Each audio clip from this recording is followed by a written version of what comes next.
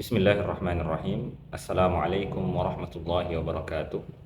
Alhamdulillah wassalatu wassalamu ala Rasulillah wa ala alihi wa sahbihi wa mawalah wa ba'd. Ikhwan dan akhwat sekalian, a'azani Allah wa iyyakum.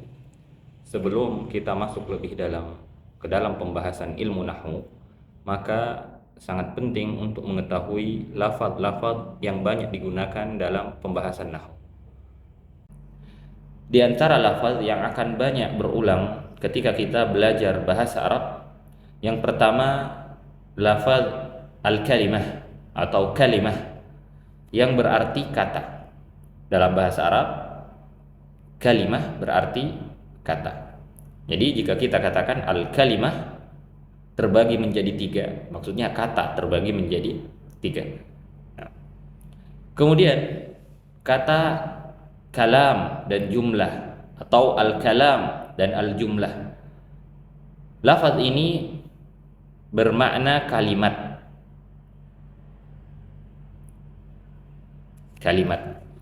Nah, jadi jumlah artinya kalimat. Kalam juga artinya kalimat. Kemudian nanti akan banyak berulang istilah isim, fi'il dan harf. Nah, al-ismu, al-fi'lu, al-harfu. Isim berarti kata benda.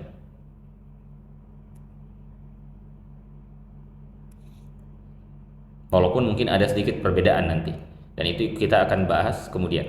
Kemudian fi'il, kata kerja. Dan nanti fi'il ada beberapa, ada fi'il mudhari, fi'il madhi, dan fi'il amr. Nah, kemudian harf artinya kata bantu atau kata sambung. Kata bantu atau kata sambung seperti di. Nah, kalau di bahasa Arabnya fi. Tadi kata benda seperti nama orang Muhammadun atau qalamun, pena. Muhammadun nama orang, qalamun pena.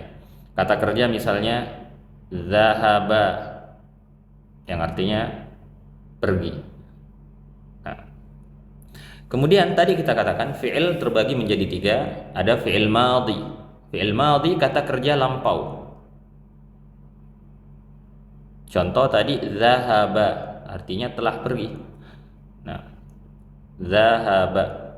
Kemudian fi'il mudhari artinya kata kerja bentuk sekarang atau akan datang. Sekarang atau akan datang. Misalnya yadhhabu atau sayadhhabu, sedang pergi atau akan pergi. Ya. Kemudian ada fi'lu amrin atau fi'lul amri, kata kerja perintah.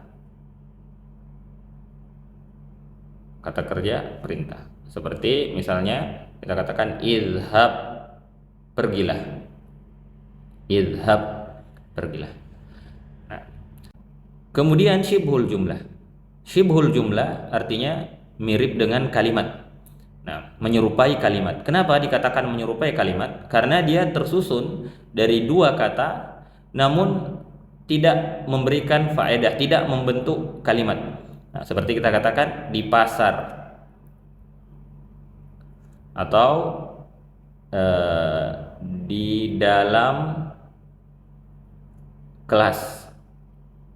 Kalau bahasa Arabnya fisuq, fisuqi. Ini disebut syibhul jumlah. Di dalam kelas, nah, fil fasli. Nah, dalam kelas. Ini disebut syibhul jumlah, menyerupai kalimat. Nah, kemudian kita tulis dulu syibhul jumlah, menyerupai kalimat.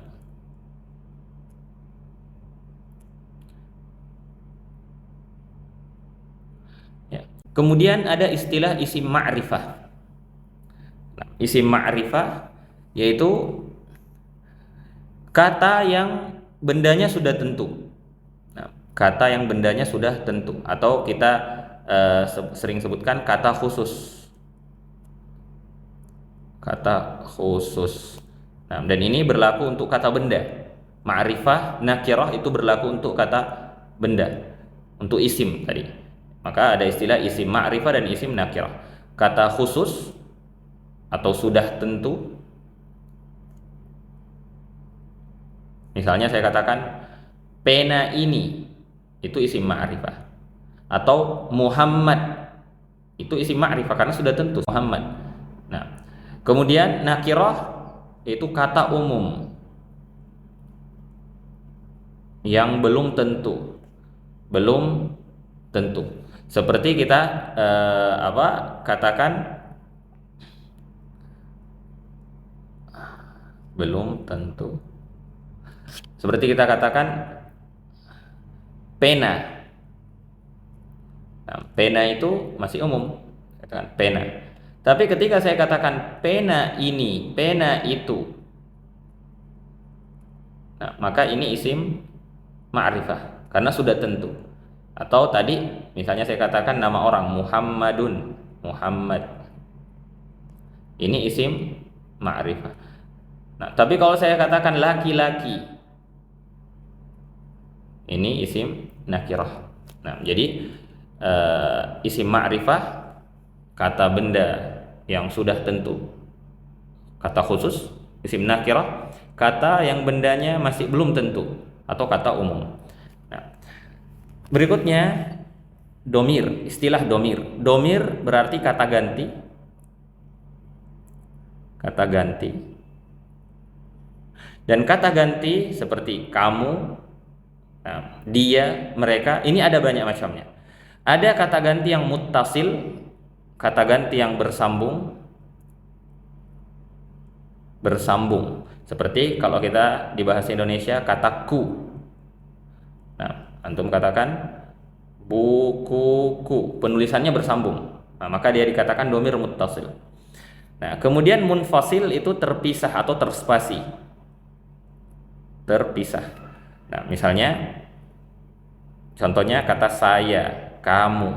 Kita katakan saya guru. Ini terspasi. Namanya domir munfasil. Dan ini harus dihafal dan banyak diulang. Kalaupun tidak dihafal, ini banyak diulang istilah-istilah ini untuk memudahkan kita. Lalu nanti ada domir mustatir. Dia tertutup, tidak terlihat. Tertutup atau tidak terlihat. Nah, domirnya, kata gantinya tidak terlihat. Dan ini di bahasa Indonesia tidak ada. Kemudian ada istilah i'rab dan bina. Ya, ada istilah i'rab dan bina. Nah, i'rab artinya perubahan harokat atau keadaan huruf terakhir. Ya. Perubahan harokat atau keadaan huruf terakhir. Nah, keadaan huruf terakhir dari suatu kata. Dari suatu kata. Karena beberapa sebab. Nah, bisa karena perubahan kedudukan atau jabatan dalam struktur kalimat, maka harokatnya, keadaan huruf terakhirnya berubah. Misalnya Muhammadun karena dia subjek, lalu menjadi Muhammadan karena dia objek.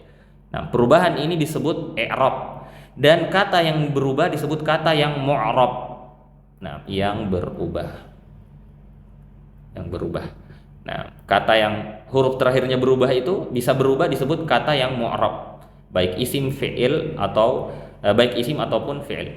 Nah, itu i'rab dan mu'rab. Kemudian bina artinya tetap. Maksudnya tetap harokat dan keadaan huruf terakhirnya, walaupun berubah posisi, walaupun ada amil atau ada penyebab yang harusnya merubah. Misalnya tadi kalau yang i'rab Muhammadun, ketika saya tambahkan huruf jar yaitu min, menjadinya min Muhammadin, jadinya min Muhammadin. Nah, kalau yang mabni tetap, misalnya kata hadza.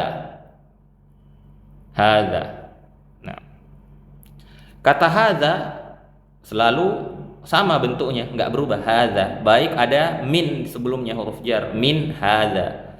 Nah, baik dia objek tetap hadza, subjek hadza. Kalau Muhammadun tadi, ketika objek dia berubah menjadi Muhammadan.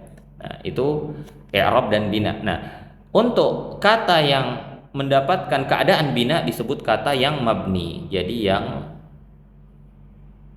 tetap dan tidak berubah. Nah, keadaan huruf terakhirnya ini semuanya adalah harokat atau keadaan huruf terakhir, huruf akhir, bukan perubahan katanya tapi hanya harokat huruf akhirnya. Nah, seperti itu. Kemudian ada istilah rofa, nasab, jar, dan jazm. Nah, 4 istilah ini adalah hukum i'rab. Hukum i'rab. Jadi nggak diterjemahkan.